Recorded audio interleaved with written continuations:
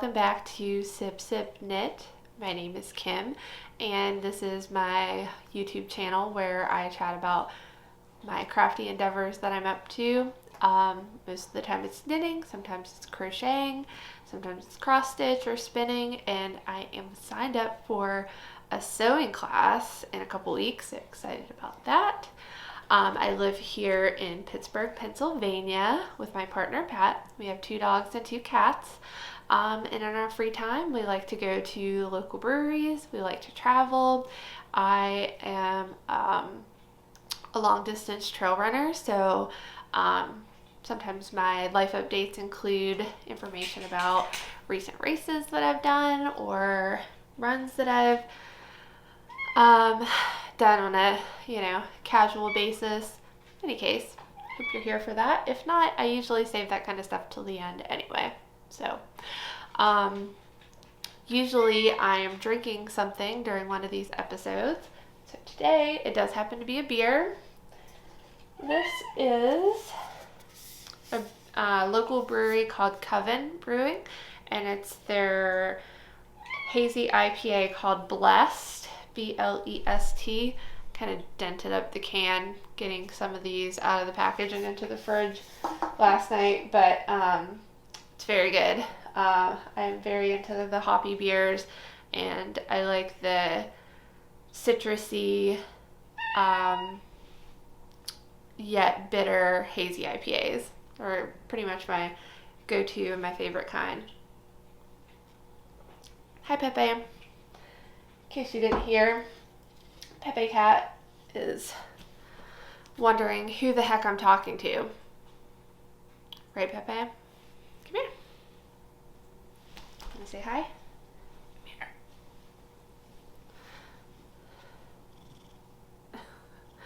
He's like, no. Now I'm done. Well, yeah. Alright, so let's get into the knitting. I am wearing my only finished object since I spoke with you last. I think it's been about a month. My last episode was my year in review for 2022. I talked about my goals for the coming year, intentions, what have you. I have a hair right there that's driving me bonkers. So yeah, I think this is the only thing that I've finished. It is called, I believe, the Soft and Cushy Hat by Pearl Soho. I'll give you a little close-up shot of the yarn there. But it's a worsted weight hat pattern, and I actually knitted it for my partner Pat, but he went hiking and isn't here right now and isn't wearing it. So I'm wearing it because it's one of my finished objects today. But I knit this using Ex Libris fibers and her non-superwash worsted base that she just recently in December, I think, released. And the color is called Cultish. It's a really vibrant blue with some specks of black, and I did really love working with the non-superwash yarn, and I think it just blocked out really nicely. Like, it plumped up but not too much, and just the weight and the handling, the hand feel of that non-superwash base was just really nice. So even though this was all half fisherman's rib, so that kind of gives it that cushiness, it was just like, it went very quickly and it was super enjoyable to knit. Pepe is still begging for my attention. He was napping until I started podcasting. Alright. And I do have more whips since the last time I chatted here. I will show you where I am on the Humula sweater. So at that time, I think was just about to finish the yoke. So following that episode, I finished the yoke, split for sleeves, tried it on, and realized while it is meant to be an oversized sweater, it was going to be way too big and way too like boxy, and I didn't feel like I was gonna enjoy it. So ripped the whole thing back, sized down a needle, and did I go down to size? No, I think I just sized down a needle for everything. So I went down to a size 5, I want to say. And that was the other thing. As I was getting past, well, even during the color work, I was not quite getting gauge. So even though I swatched and got gauge. So that was the other thing. As I've been knitting now, I have been maintaining my gauge, so I feel like it's full steam ahead. And I did try it on a couple times so far, and I'm liking the results. Another thing I did this time around was I reversed the skein of Dyed in the Wool, and because I kind of wanted to end with the pink. And I wanted to also take advantage of the colors that contrasted with the gray a bit more. So anyway, I am about 7 inches past the armpit, and the pattern says to knit to, I think, 12.5 inches down. So here it is up close. Love the yoke motif, and the yarns I'm using here, so for the main color, it's Brooklyn Tweed Shelter, and the color Storm Cloud.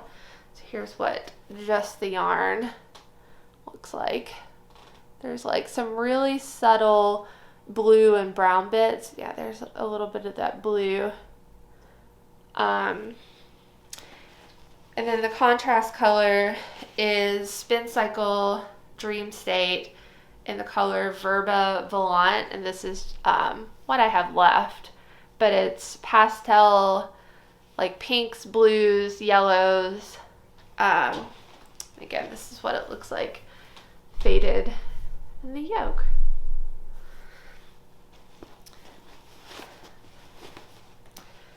So I was gone for a week, traveling somewhat unexpectedly, and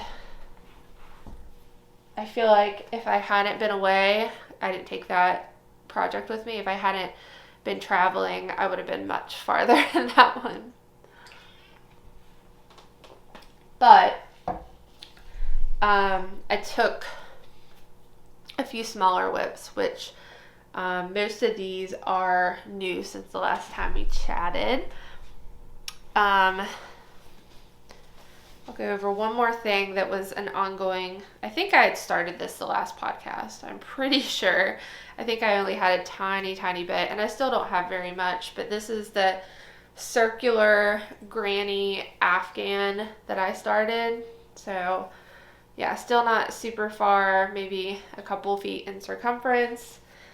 But for this, I'm using Karen crystal cakes that came from yarn, like a big box of yarn my previous boss gave me. So they're kind of like these metallic but muted colors. This one's a little more beigey and neutral but with grays.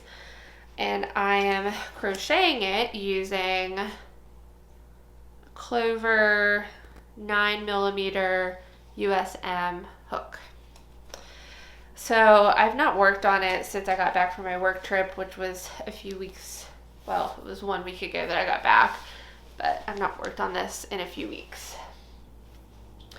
I like it. I just haven't been motivated to work on it because, you know, lots of other whips. I've been casting on a fair amount of accessories lately and like small projects. Part of it was having travel whips that didn't take up too much space. Part of it was like I just have been wanting to use this yarn for a while or what have you. So my next one is a pair of, it's the first mitten of a pair of mittens. The pattern is the World's Simplest Mittens by Tin Can Knits. And I am using this yarn, which is kind of like a micro striping, lightly speckled yarn by Nerdy Fibers. It's the label. Color is called Into the Thick of It. It's their fingering 100% superwash merino. And I bought this yarn when I was in California for my race. It was this past June. And I just got that single skein because I thought it was really cool looking. And I think interestingly enough, I got that skein of Spin Cycle that I'm using in my sweater during that same trip. I think that's the colorway I got there. It kind of just like caught my eye. I loved the like muted pastels, but they were still really pretty. So yeah, I'm using US size 2 for those mittens. And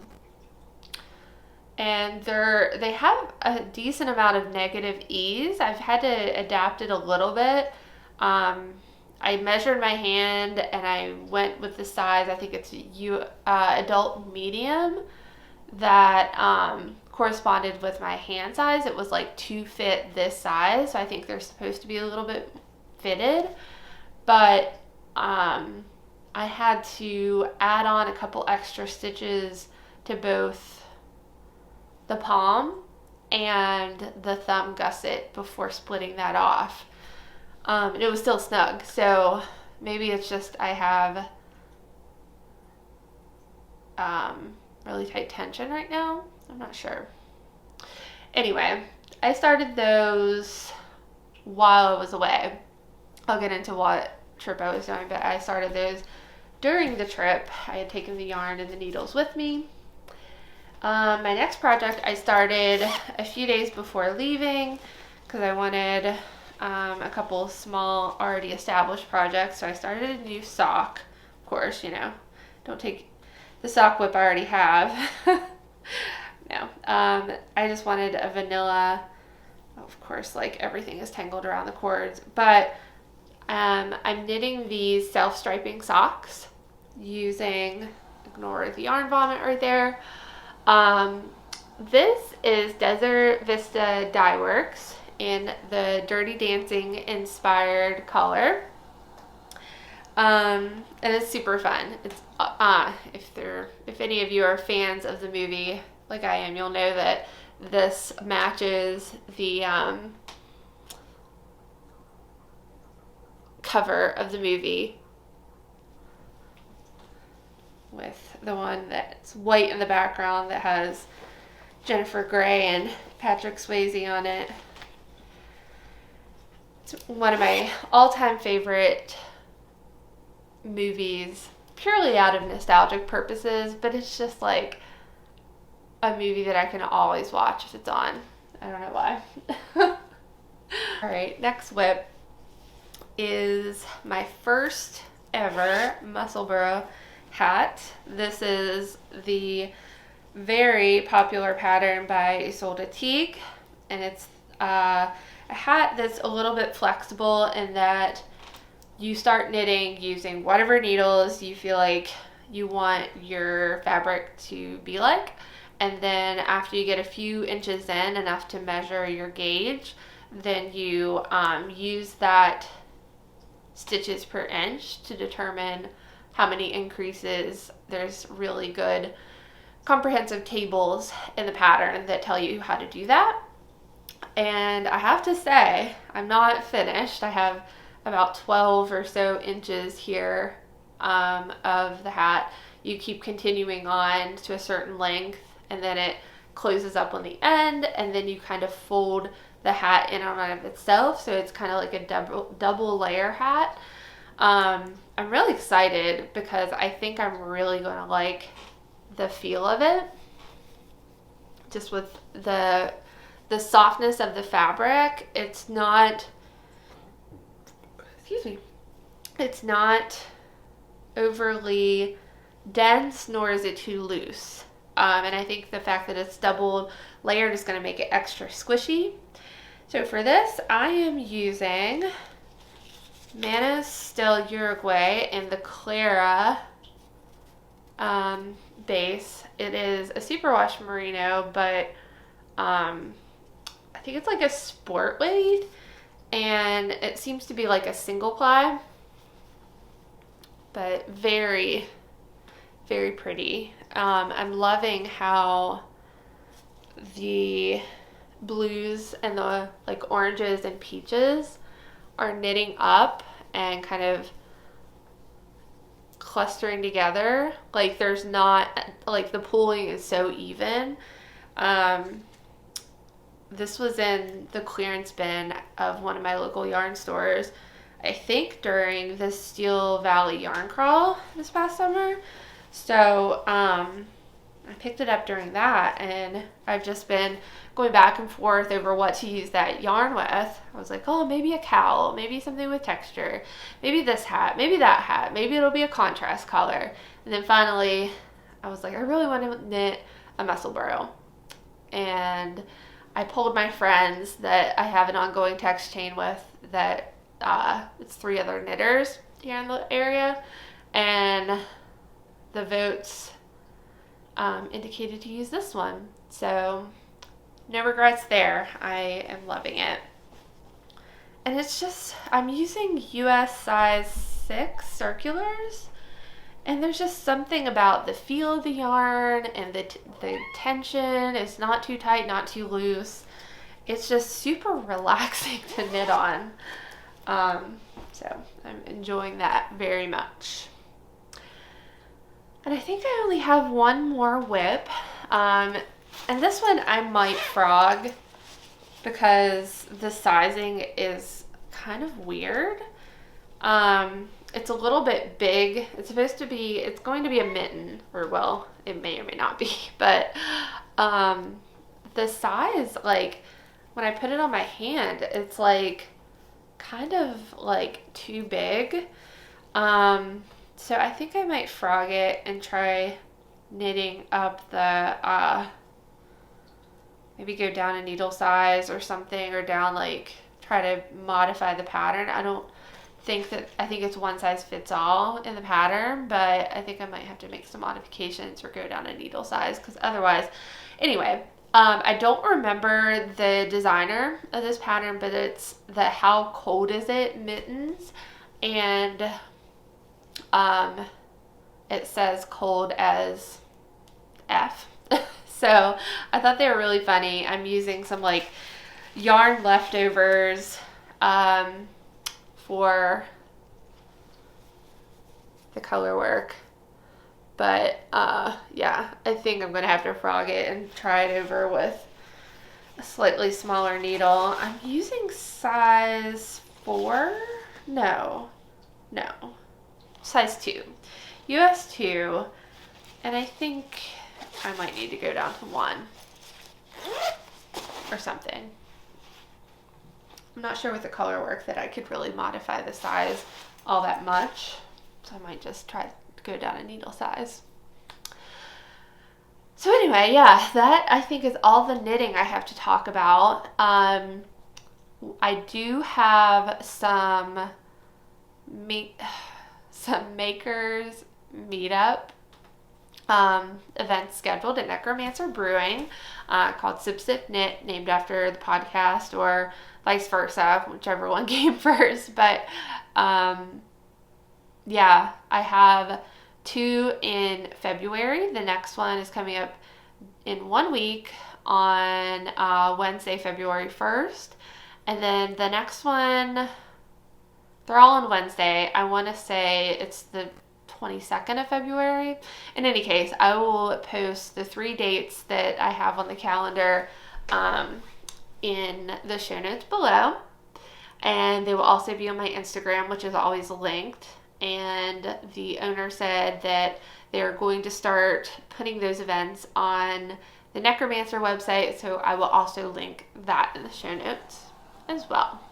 So if you're local to Pittsburgh and want to come hang out with some fellow makers, just bring whatever project, or come and chat if you feel like, if you just want to talk about crafts, if you're interested in learning about a craft and want to get other people's feedback on whether or not you might like it based on your various preferences.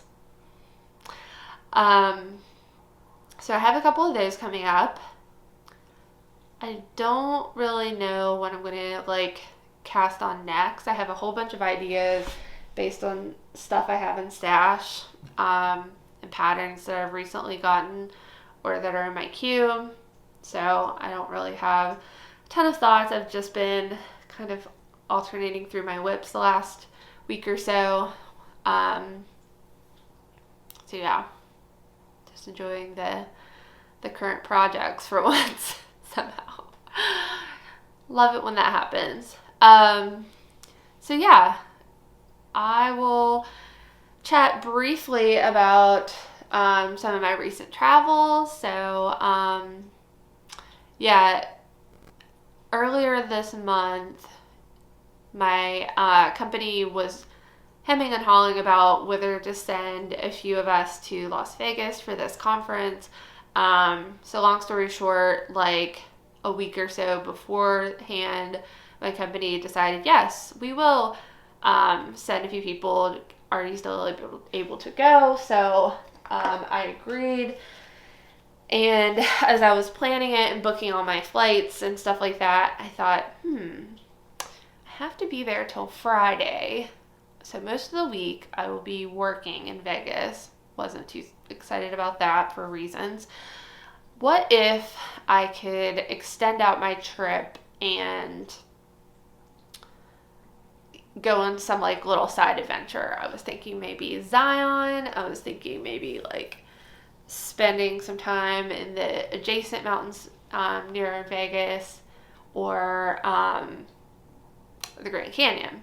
So I ended up looking into what the Grand Canyon is like this time of year, if it would be feasible, if I could, like what flight prices were to get from there, would I have to go drive all the way back to Las Vegas? So just looking into the logistics, and as I was researching, I was like, I think I can make this happen based on flight prices. I think, it's cheaper to fly out of Flagstaff than it is to fly back from Las Vegas.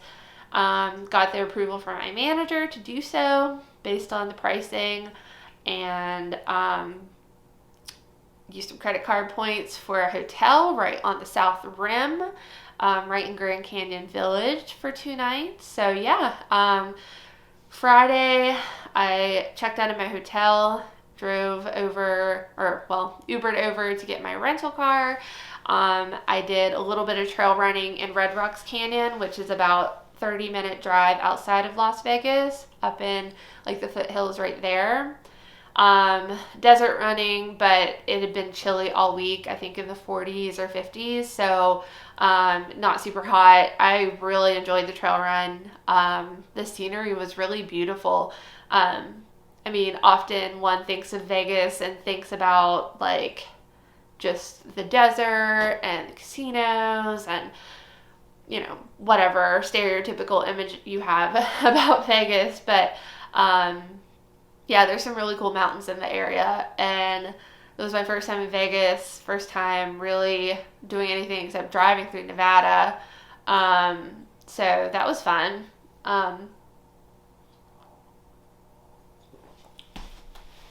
The part after leaving Vegas was fun, and then from there I headed east towards Grand Canyon.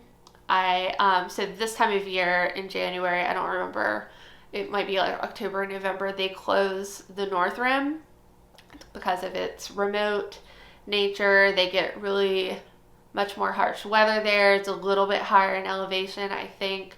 So the South Rim is still open. Sometimes they do close some of the side park roads due to conditions like ice, for example. 2 of the side roads were closed while I was there that take you out to some various other points. But the village was still open. The trails were still open. I was doing research about winter hiking in the Grand Canyon when there's ice or snow on the ground. This time of year, with the type of snow and temperatures they're getting right now, they advised wearing foot traction. So I do have micro spikes that I wear over my shoes. very helpful on any type of icy terrain. And then I also took trekking poles. So I had all the gear, all the clothing I needed. Took Garmin trackers so my partner could keep tabs on me and make sure that I was still moving as I traversed into and back out of the canyon.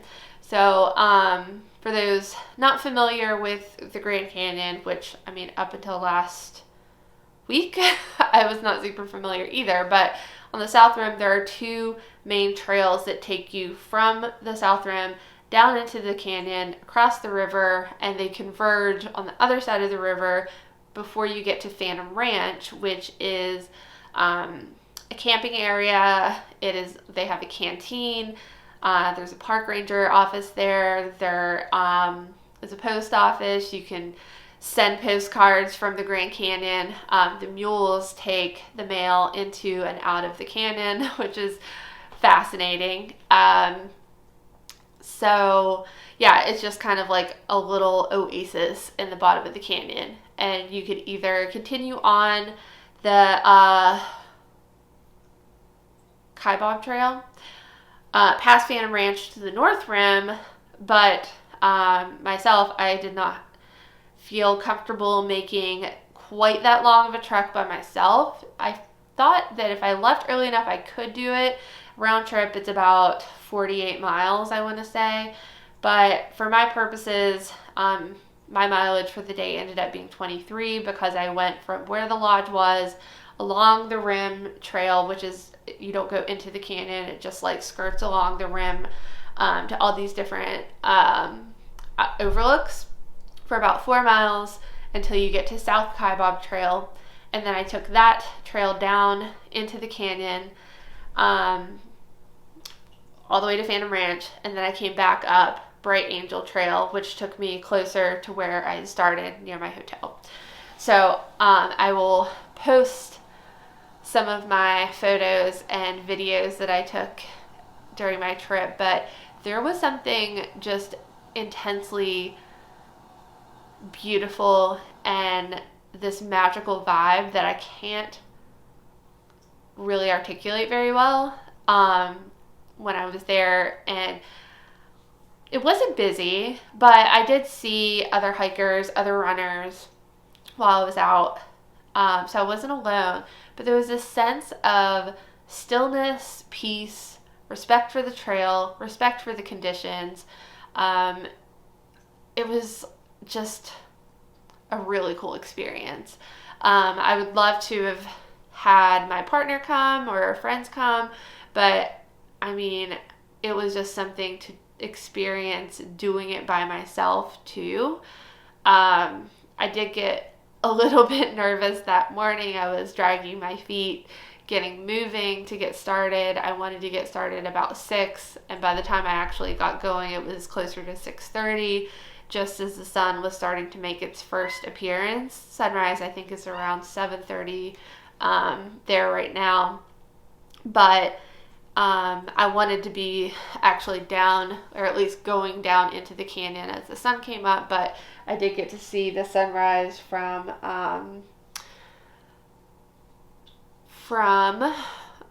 lost my train of thought, paying attention to the cat.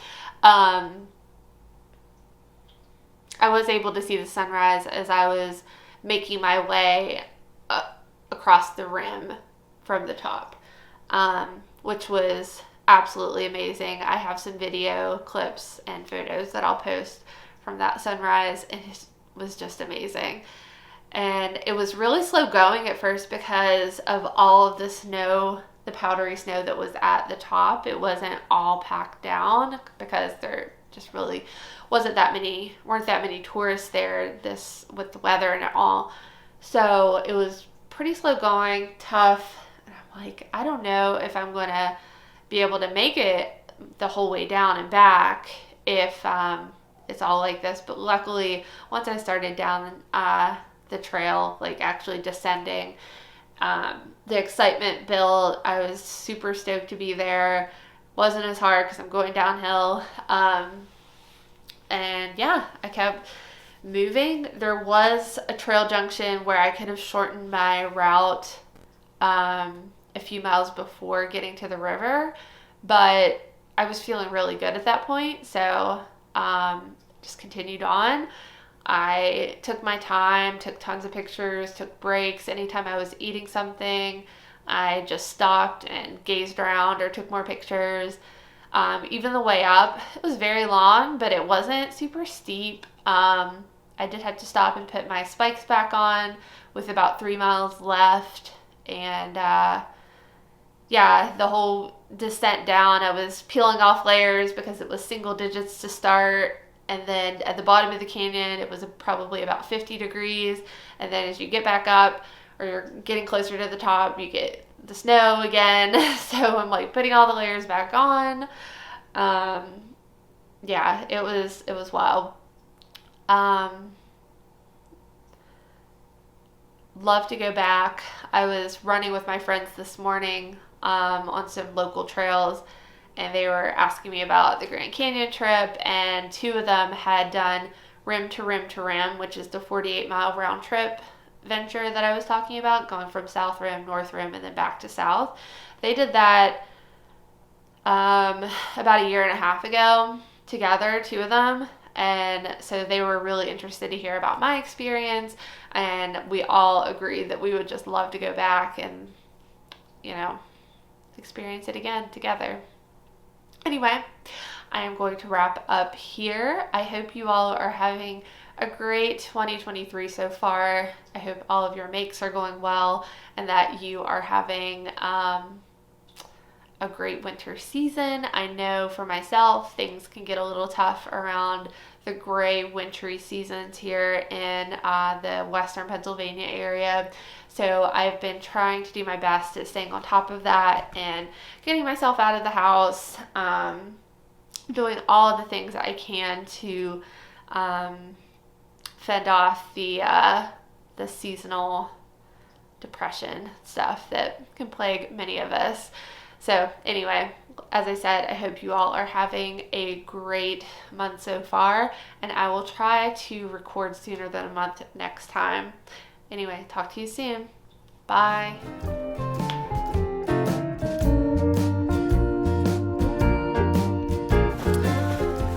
Hey, it is Saturday, January 21st, I believe. Coming to you from the Grand Canyon. Holy crap. I mean, look at this. It's like, is this real life or what? Like, it doesn't even look real. Very snowy out here. Got my layers. It's cold, definitely at first on the rim. Still cold, but warming up. Still got some snow, but the sun is peeking out. Just went through an area where it was a lot of melting snow, but then I got back out of the direct sun, so now we're back to ankle to knee deep snow on the ground. Luckily, the mules and other hikers have at least carved out some packed down snow for the most part, but I mean, there's still a little bit of powder to deal with here and there, squishy, slow going. Don't worry, I got my micro spikes on and my poles for traction, so I've been choosing carefully when I pull out my camera because some of these drop-offs are pretty sheer.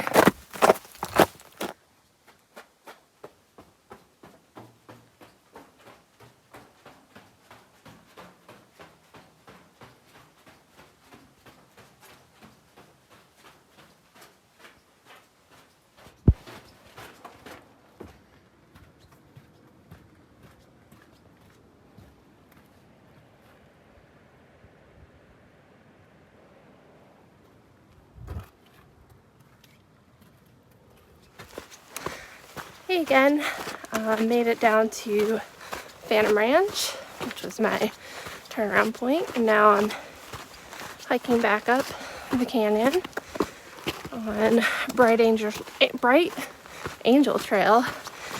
I took South Kaibab Trail down, and Bright Angel, I am told, is the more gradual one. Still very rocky, as you can see, kind of tucked away in this little groove of the canyon. Excited to get back up and see some of the more expansive views. According to my watch, which has my route, a little under 7 miles left, and I think I've done about 14 miles so far today, so feeling pretty good.